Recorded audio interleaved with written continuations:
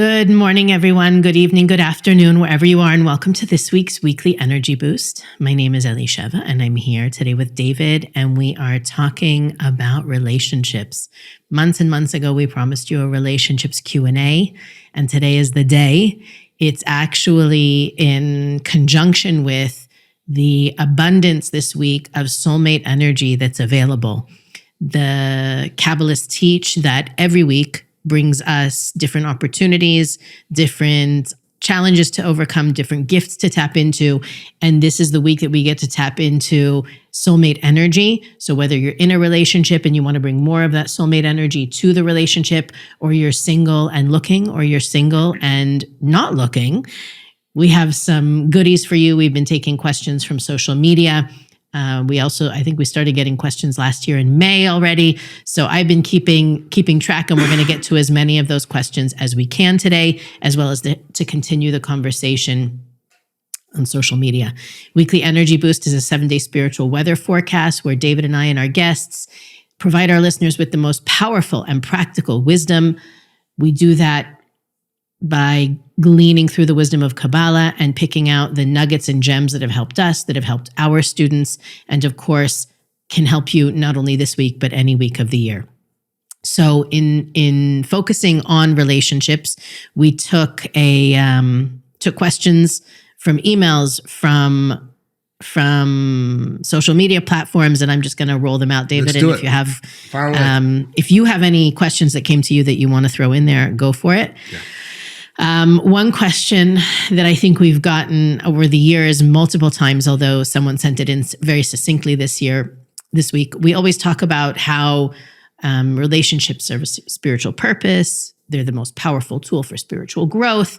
So one of our listeners wrote in asking, if you have a relationship based on fun, money, and sex, would that block you from blessings and meeting your soulmate?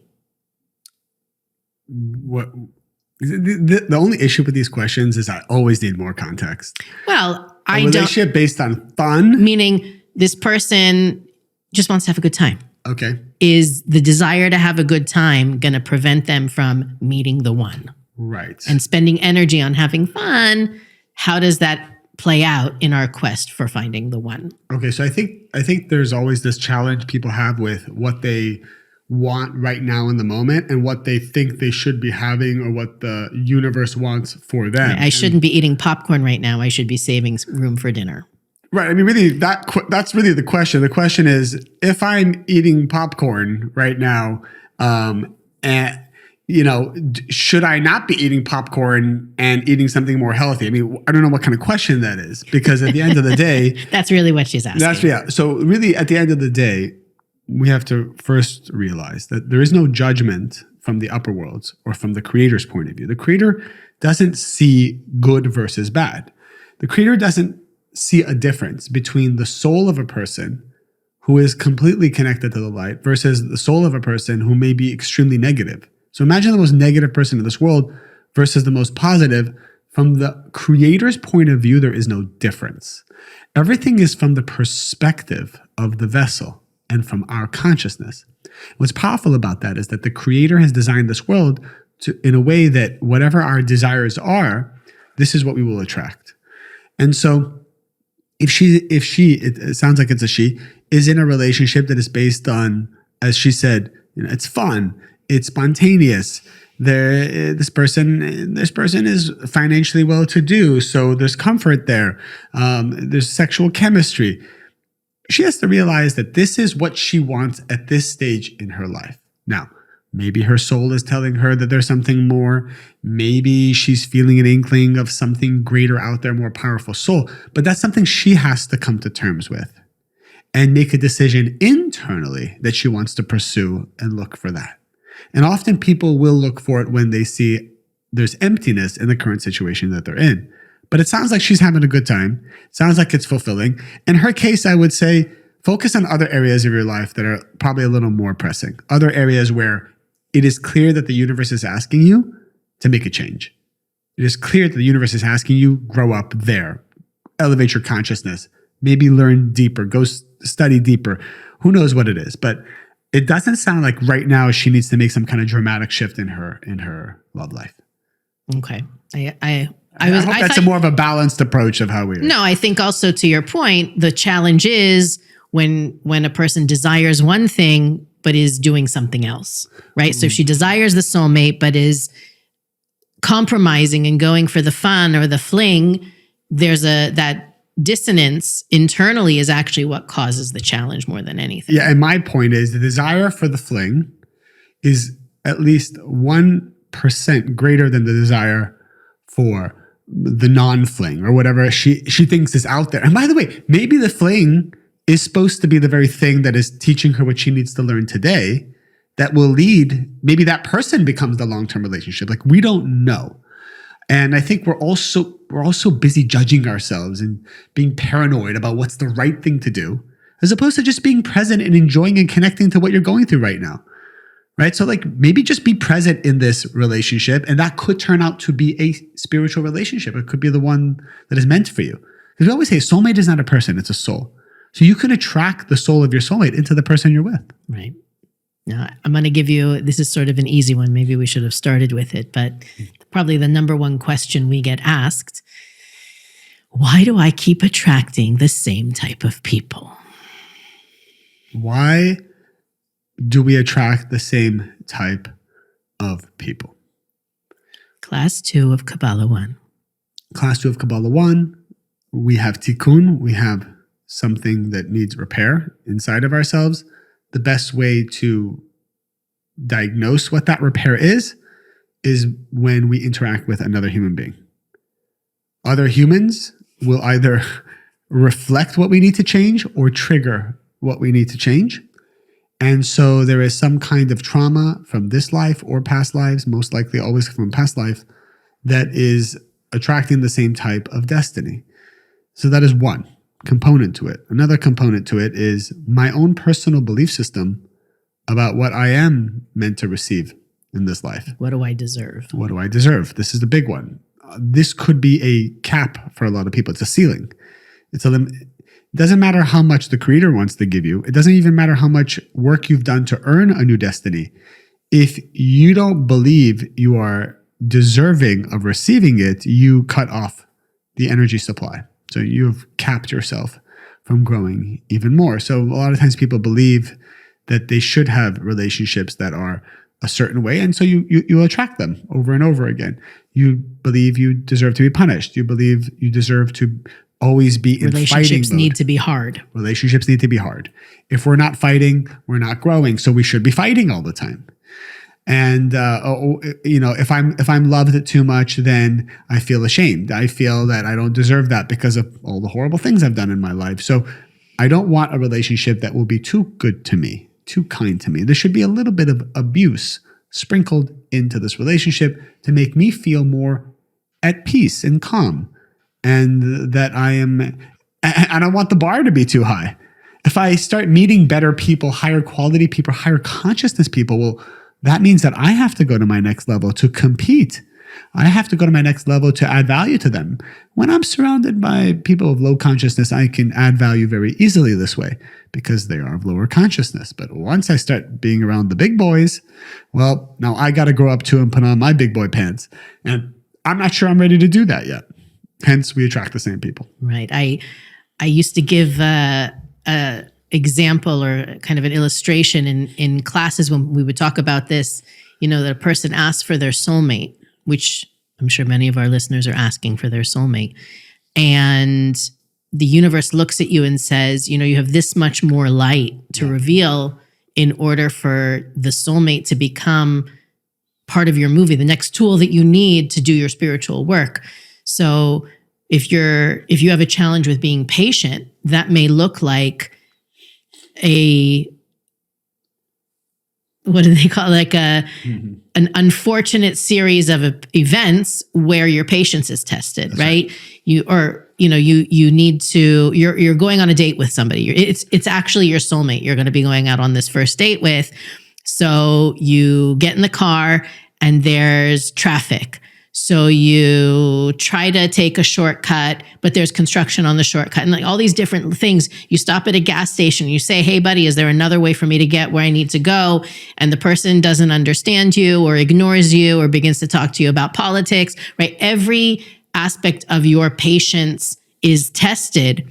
And you think it's about being late or being on time or people are idiots, when really the universe wants to give you your soulmate. And the process of earning it is coming through transforming into a more patient human being.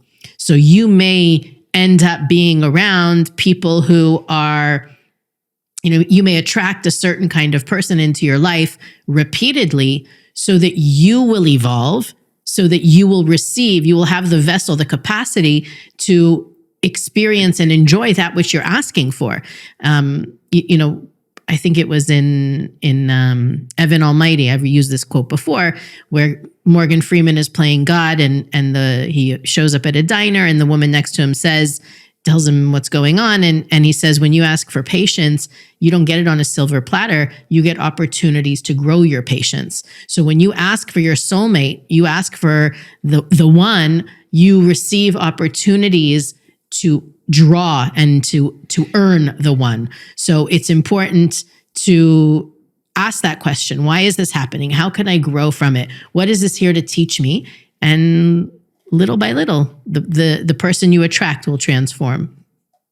I was just thinking this analogy. I don't know if a lot of people know who David Goggins is, but you look him up. It's a hardcore ex-Navy SEAL, he's all into like this incredible kinds of trainings that push you against your limit. And I was thinking to myself, a person has a desire for a trainer, let's say at the gym, to become better with their health, exercise, whatever. And then someone offered you David Goggins to be your personal trainer. We might find that to be exciting for 5 minutes. We may tell all our friends and post photos with him. But the truth is, nobody wants David Goggins to be responsible for their training, waking them up at 4 a.m., dunking them in cold water, forcing them to run 30 miles, regardless of how you feel. And that's just the warm-up, right? So I think all of us subconsciously of why we attract similar types of people is we haven't decided to go to our next level. And so we do not want the David Goggins of the world to actually be in our lives, even though he might. We don't want the universe to go into David Goggins mode. Correct. And by the way, we may say we want it. We may find that exciting for the first 5 minutes. However, if you start to visualize what a David Goggins level trainer would be, or a David Goggins level relationship would be, or a David Goggins level spiritual teacher would be, because not all teachers and mentors are created equal. And sometimes we don't want to have people in our lives with too much consciousness or too strong or too intense, because that's going to force us to level up, and we're not ready for that yet. Okay. Now we're going to shift gears and go into a more questions around ending relationships and the end of relationships. What is the healthy way to get over well, now I'm looking at it, it's 2 questions. What is a healthy way to get over rejection and betrayal? Which that's what I'm saying now. I see it's 2 different questions. What is a healthy way to get over rejection and betrayal? Do you want to start? Well, I can start with rejection, and it's going to sound very cliche and like my heart's never been broken before, but in Kabbalah, we learn that rejection is protection. That even though we want something, we want a relationship to last forever, we want a particular person, we want a job, we want a house, whatever it is, and we don't get it and it doesn't go our way. And it's funny, I had this conversation with my 10-year-old this week, that when things don't go your way, the light force of the Creator is involved. When they do go your way, you need to wonder, because sometimes our desire for something is so strong that the universe backs up and says, listen, you want it so badly, it's yours. And even though it might not be the best thing for us. So when we had an episode over the summer, I think it was about, or maybe even the spring, about ending, what's the spiritual way to go about endings. And one of the overriding themes in that episode was, just because something ends doesn't mean it's failed. And I think that's one of the most important things to remember in the face of rejection is, if somebody says, this is no longer for me, or I'm not interested, it's not an indication that you did something wrong or that something bad happened. It can be you are ready for your next level. And that's one of the things that comes out in the teachings around this week, is that there are, if two people are ready to be together, nothing can stand between them, including another person. So if one of those people is in a relationship, if two soulmates are ready for one another and one of those people is in a relationship, their current relationship must end. It's like a cosmic force that can't be blocked or stopped. So just because something ends doesn't mean it's failed. And even though there is an ending involved, it's not a bad sign or a negative thing. I love this topic of rejection because I think there's many different buckets. There's the business world, there's your romantic life, there's friendship life. And I always say you want to get to that place where you're not insulted because you weren't invited to the party. You're insulted because you were invited to the party.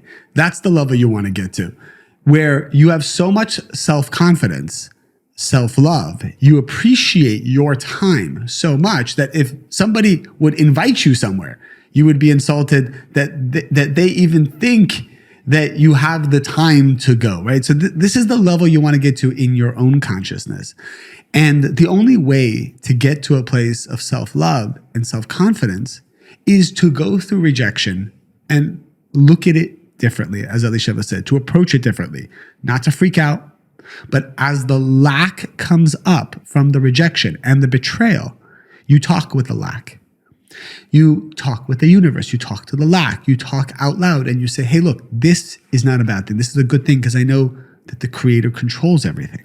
I just want to put something in there. This is about betrayal as well. Correct. By the way, now we understand that betrayal can be the universe rejecting. It's not simply about the human being rejecting. Correct. Okay. And we all want to get to this place that instantaneously we view rejection and betrayal as a good thing. As Elisheva said, we view it as protection. We view it as a new level opening up. We view it as the Creator helping us do something that we didn't have the strength to do. When something is ripped away from you, it's because it was meant to leave you at that moment for whatever reason. Doesn't mean forever. But the Creator knew that you didn't have the strength to let it go. Because for whatever reason, these people, this business, this friend circle has a journey it needs to go on without you at this moment. Maybe even your money has a journey it needs to go on without you. Your finances, your investments. So just because you don't have something in a moment or was taken away from you, be patient, because whatever is yours is yours. The energy is never lost. And the Creator will make sure, as long as your consciousness stays positive and certain, that you will have that replacement immediately. And in fact, the more doubts you have, the more of a victim you feel, the longer you delay the replacement of that energy. Okay, so you're leading into what I was going to ask next, which is, how do you get over a very strong attachment to a person? How do you get over a very strong attachment to a person? I would say, if I had to go through that, I would first ask, I would try to dissect the problem. Why am I attached? What am I attached to? What is it that I'm looking to receive from this person? And by the way, in this case specifically, this is not somebody that you can avoid. This is this person who's asking has a child with. A child, right. So there's one version where you can just delete their number, block them on social media. We're not talking about that experience. Yeah. So I think there's two parts to it. One is, be curious. Ask yourself a lot of questions. Find out what you really like about the situation. What is the energy that's really attracting you? Why do you feel that you can only receive it from this person? Why do you feel that the Creator can't give you more of this? Why do you not trust the Creator? The Creator will bring you what you need and what you want. Ask a lot of questions just to get clear about yourself, and you will identify limitations you have around what is the truth, limitations you have with relation to that the Creator is in control. And it's not you that's in control. The other thing is, sometimes you're not allowed to know the answer. Sometimes you have to be stuck in a state of ambiguity and confusion. That's part of the process. Michael Berg shared a couple of weeks ago that story of Abraham. He said on one hand, the Creator told Abraham that your son, Isaac, will be the seed of a great nation and bring the channels of spirituality to the world. And so this is the great gift that you are being given, which is Isaac. And then he tells Abraham, go and kill your son Isaac. Two contradictory statements and visions from the Creator that Abraham receives. But Abraham was able to hold two confusing, contradictory messages side by side, in parallel, and hold them together, even though it was completely ambiguous. Our spiritual work is to go through life, sometimes not knowing at all what we need to do. Sometimes we're confused that there are two right answers, but say, even with this, I have certainty in the light of the Creator. I will move forward as best as I can every day. I will reveal light in the ways that is clear to me based on everything we've learned in the study of Kabbalah. I will transform other areas of my life that is clear what I need to transform. And in this area that is confusing, I will hold that in the box of certainty. I would place that in the box of certainty. And every day I will pray for greater clarity, but it's okay that I do not know.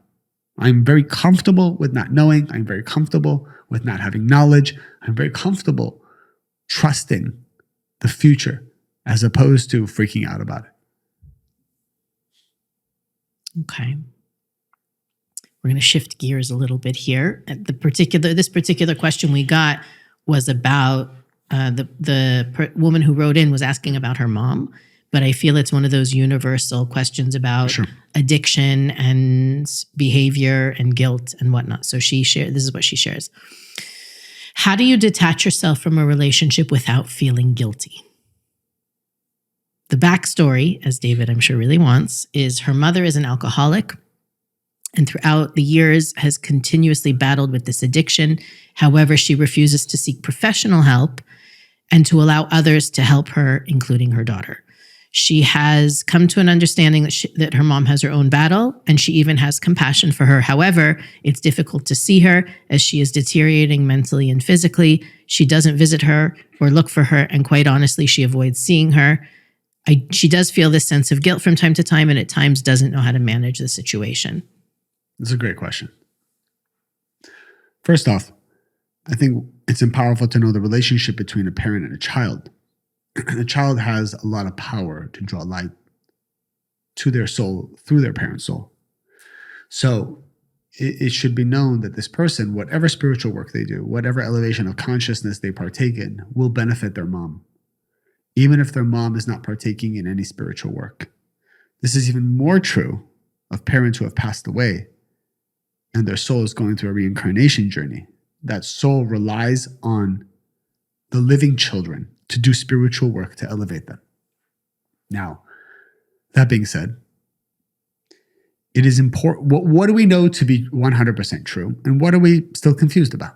Well, what we know to be 100% true is this child, the living child, needs to do her spiritual work, which means she must have elevated consciousness. No matter what, this is going to help her and her mom.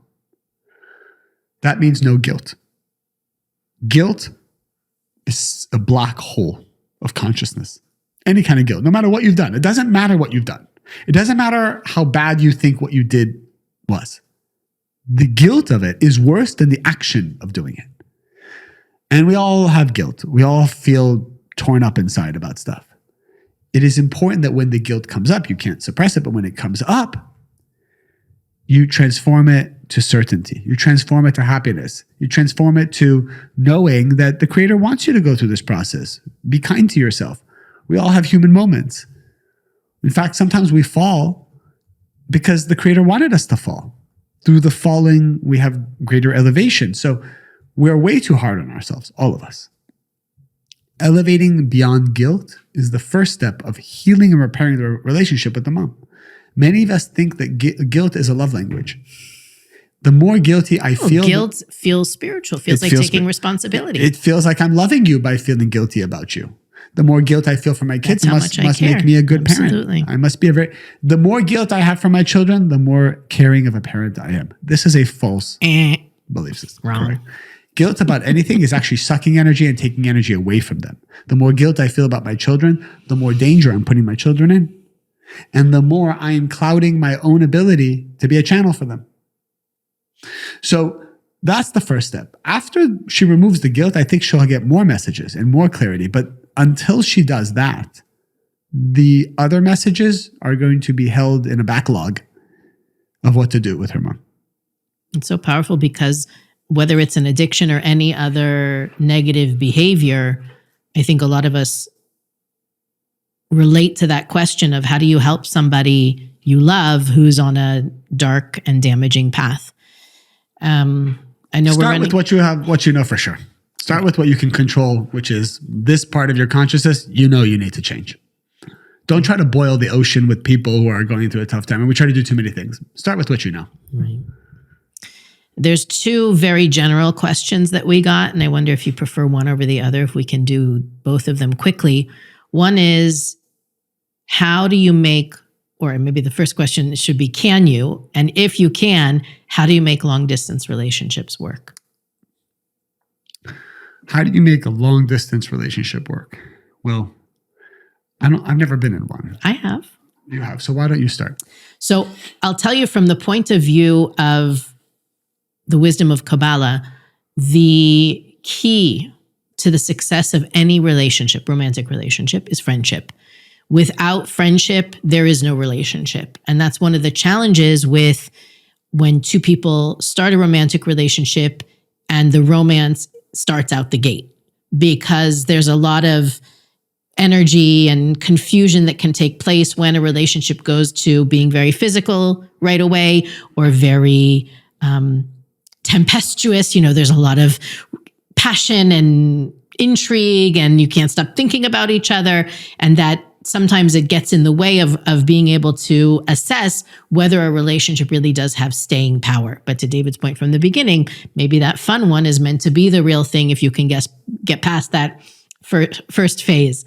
But when a couple needs to spend a period of time apart, the only thing they have is their friendship. And that can be a really great thing if that's where your focus is.